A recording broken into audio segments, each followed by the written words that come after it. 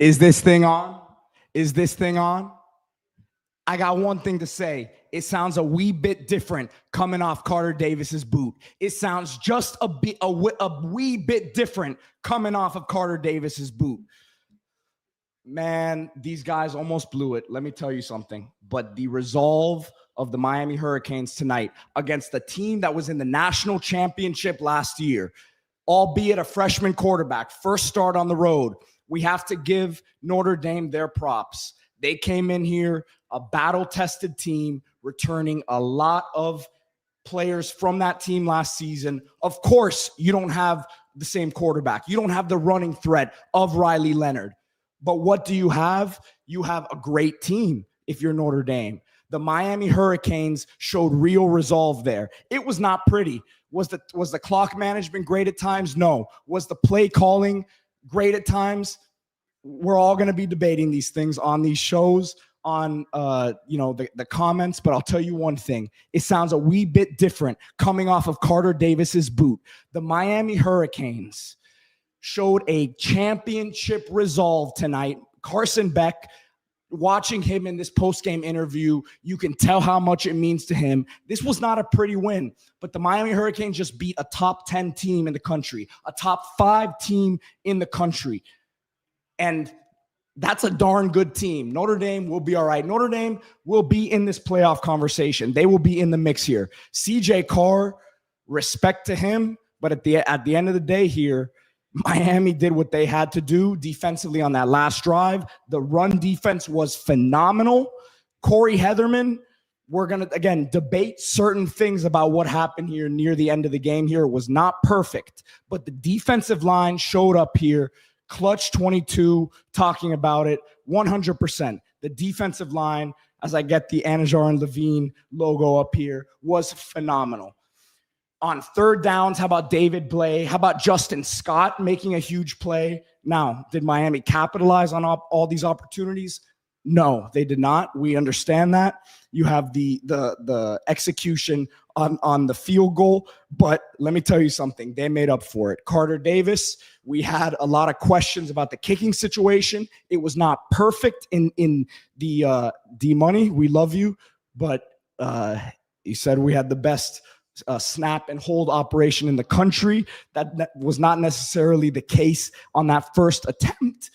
And I'm sorry, guys, I lost my voice here. I unfortunately I don't go to the game because I don't trust myself. I'm a crazy, wild person, as you guys can see here. But at the same time, I want to be able to get on here with these lives right after the game with you guys. I know a lot of people leaving the stadium right now. Fire me up, baby. The Rock was unbelievable on that last drive there. Twice intentional grounding. And I was calling him, man, who was the intended target on that play? We don't know who it was, man. There was no one who was the intended target. And I got something to say, man. I mean, this is a buddy of mine had a great quote here on tonight's game. The Miami Hurricanes have all the pieces to the puzzle in one place at the same time. Was it a beautiful thing? No. When you put this puzzle together, it's not going to be the most efficient thing. What we saw tonight was not beautiful. We watched college football across the country over the weekend, and there was a lot of things that were not perfect. Carson Beck, in his first game back tonight, showed a lot of resolve.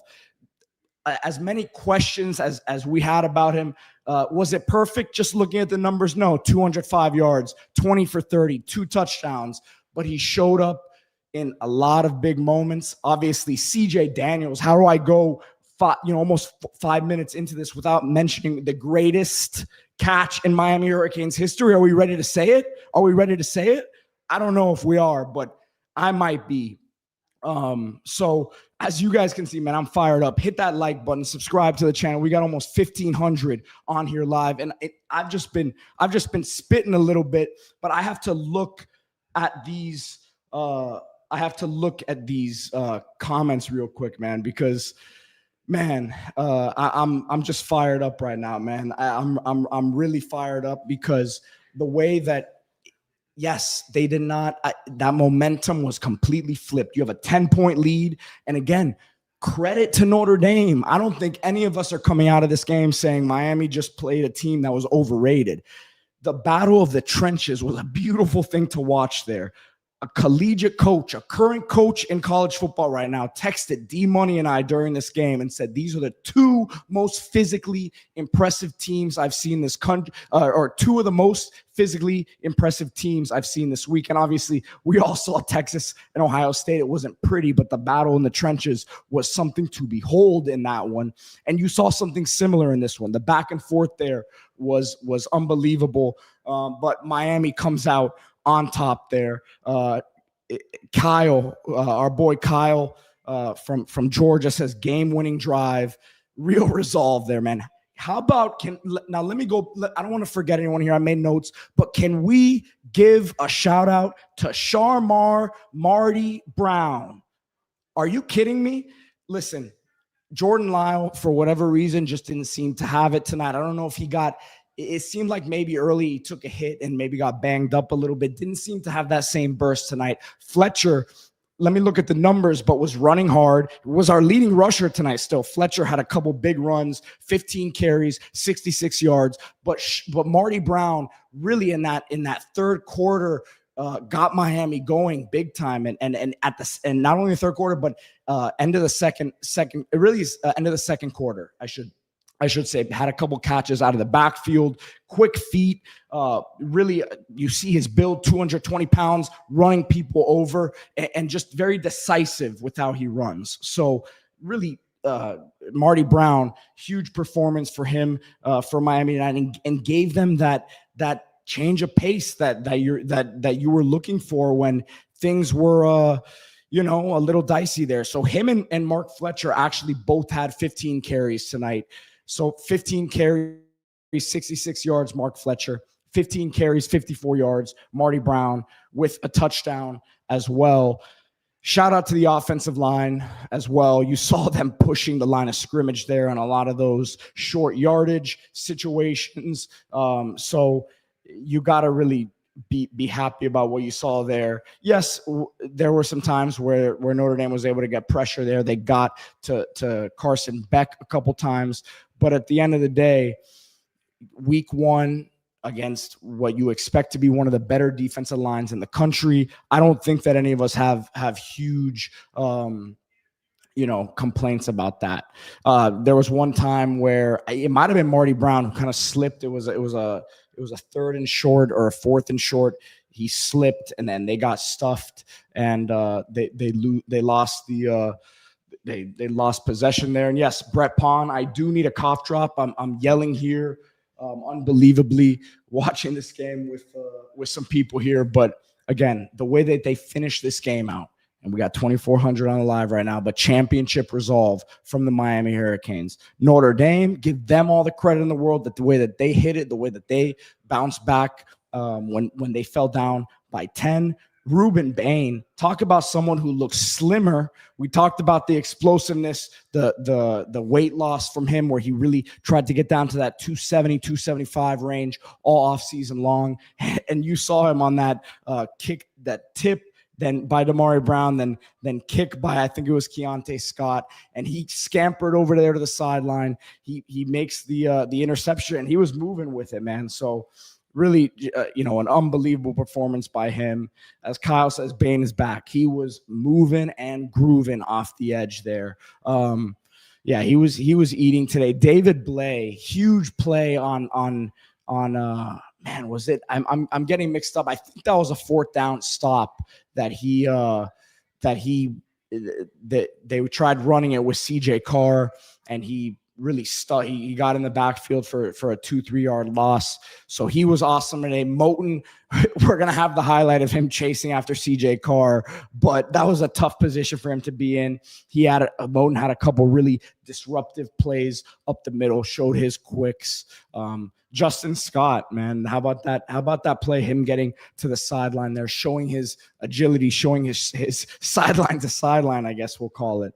So, it was a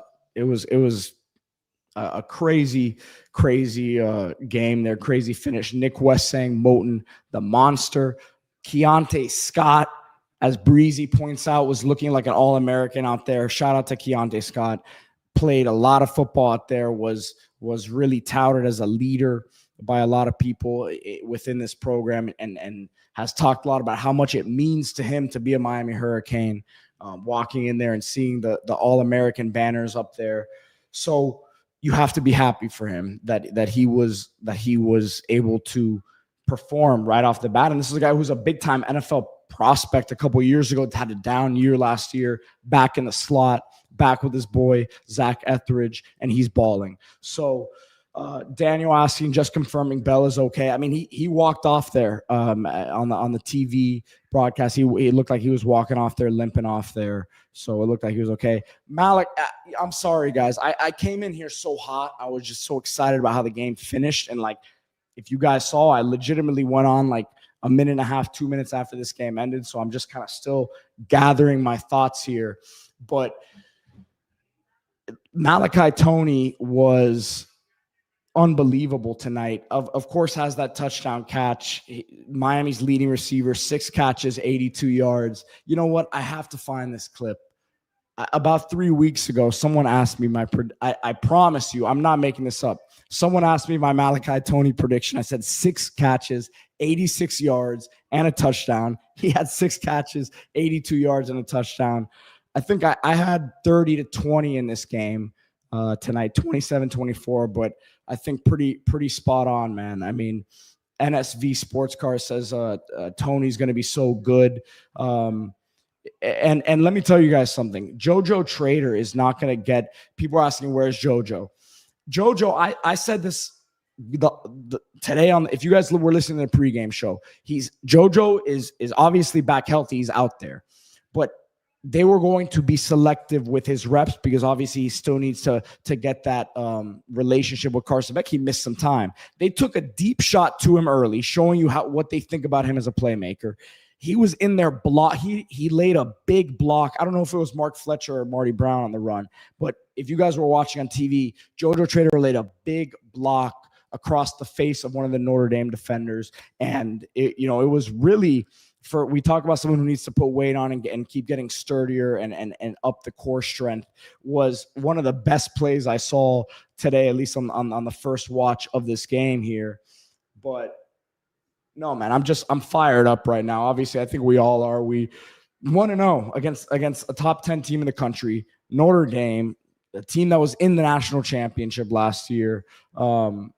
MID Reaper says we have some hitters on D, been a while. Jacoby Thomas was smacking out there. Notre, 3 or 4 hits. Even on the hit, there was one play that it was near the sideline, and it was really, I thought it was a little bit of a late hit, but there was a holding. This was the one that was a long run down towards the end zone. I don't know if it was a touchdown that was called back or just a long run near the goal line, but he laid a hit. He laid a couple hits on CJ Carr there. So man, Motoré was sticking out there. And yeah, man, the referees, there were some weird calls there. You could say Zachariah Poyser with that pass interference was an interesting one. Some of those holding calls were, a little ticky-tacky, I would call it, but again, not 100% clean performance. But let's take a step back here. The Miami Hurricanes were underdogs in this game. The Miami Hurricanes were underdogs against Notre Dame at home, 2.5-point underdogs. The Miami Hurricanes won this game by 3 points. When I say underdogs, this is not biased people with opinions. This is not us as podcasters who are, obviously optimistic about our team and close and hearing a lot of things that happen. These are the odds makers. Miami at home was a 2.5-point underdog. Factor in the 3-point difference it makes. So they are telling us that Miami going into this game was about about 5.5 points worse than Notre Dame on a neutral site. Miami won this game. It wasn't perfect. We're gonna nitpick. We're gonna say the special teams, the operation was not perfect, but man, did they end up making up for it by hitting and operating when they needed to most at the end of the game. Sadi said game wouldn't have been close if the running back hadn't tripped on the O-lineman on that 3rd and 1. We were up to 21-7. We had the momentum. Yeah, that was Marty Brown tripping on Markel Bell at the end of Sadi. Thank you for your support, man. And we got 3,500 on here live, guys. I apologize for my voice being gone. I'm trying to bring you guys the energy as best as I can here. And also, again, I'm running this solo, so I'm trying to get to your comments as best as possible. I think Nick Canino, you see, he says, I called it. I think he's talking about Malachi Tony. Dude, my call months, I say months, it was really like 6 weeks ago, 5 weeks ago when camp started. I said, Miami's 2 leading receivers will be Malachi Tony and CJ Daniels. 6 receptions for Malachi Tony today, CJ Daniels 5. Keelan Marion, I think he showed me a lot more than maybe I had initially thought. 3 receptions, 29 yards, but really as a receiver made some good plays today. And what I've been saying kind of is, look, he's a guy who I think 5 to 6 touches a game between the receiving game, the kickoff return game. Maybe you get him some jet sweeps and things of that nature. But I like what I saw from him today. Elijah Lofton wasn't super involved in the offense today, but on 3rd down, made a big catch, and it was like 3rd and 7, 3rd and 8. And he had a nice pickup, found the soft spot in the zone. But Carson Beck, man, I think we got to talk a little bit more about him. If you just look at the box score, you won't be blown away. 20 for 30, 205 yards, 2 touchdowns. But you see how he handled some of the pressure. You see how he was maneuvering, how he was standing in there in the face of pressure and making throws downfield. CJ Daniels, phenomenal catch. I said it. I'm going to be bold with it, but I think it's the best catch in Miami Hurricanes history. So obviously he needs a big portion of that. But the way that Beck maneuvered in the pocket there and gave his receiver a chance, you watching the TV angle, it was kind of hard to imagine that it wasn't going to be an interception if he didn't get a hand on it. And then I saw another view behind it. Same thing. Even if he doesn't catch that ball, he needed to get a hand on it because the safety's underneath it waiting for it. But at the end of the day, Carson Beck still slotted that pass between the 2 defensive backs and gave his receiver a chance to make a play. So big credit to both of them, man. Big credit to both of them. And yeah, man, I'm going to hop off here in a second. We're almost at 20 minutes here. And Philly Kane says refs almost cost us a game. That was crazy. But man, these guys got it done. Carter Davis came through. It sounds a wee bit different coming off his boot. I'm fired up, man. I appreciate everyone who was on here with me watching this instant reaction. And shout out to the Licking. Great day out there today, pre-gaming for Miami Notre Dame. Appreciate everyone who was on this stream today. Hit that like, subscribe to the channel. The Miami Hurricanes are 1-0, top 5 team in the country this week after these rankings come out. I think so. Go Canes. Hit that like, subscribe. See you guys tomorrow.